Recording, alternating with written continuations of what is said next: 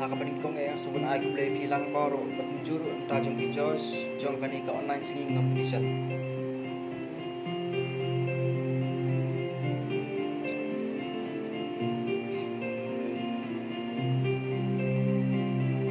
Habang ngapit yapi bait mila pasinan siya jong nagkakwa bandong bát pi chính men hàn yapi ai mà đã bơ thay yang nghi cầm ai ba yên happy ngàn là ra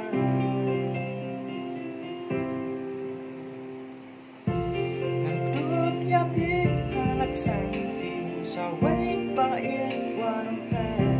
ngàn qua ban ông happy tăng cả quay hàng nghĩa has la bơ thay khăn má pi ngàn lòng ấy ấy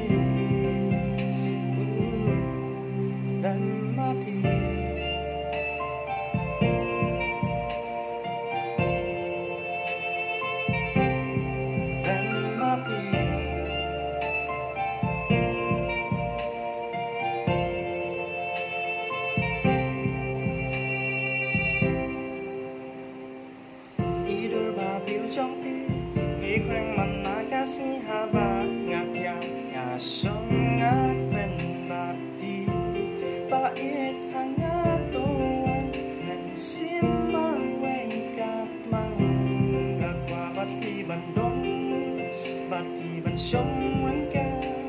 hấp đen chính e nghiêm mà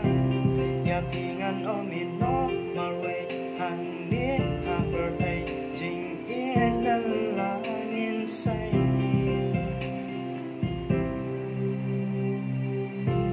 ngàn cướp giá biết hà lắc sang thì sao quay ba yên qua năm hè hà qua văn ông hà biết tăng cả quay hàng nghĩa hà slapper thầy khăn má biết ngàn lòng ấy ấy khăn má biết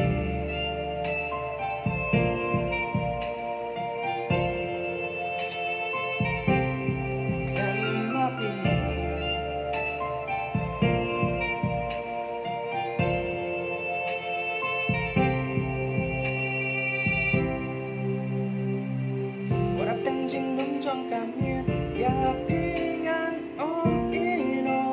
ta chính nghe kỳ bản kỳ cho tăng ma pi ba yên chỉ cho năm ngàn là gì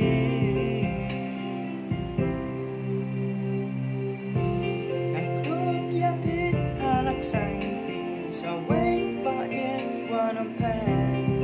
qua ban ông hà pi tăng cả quay hàng đĩa slapper thay khăn má pi ngàn lòng ấy ấy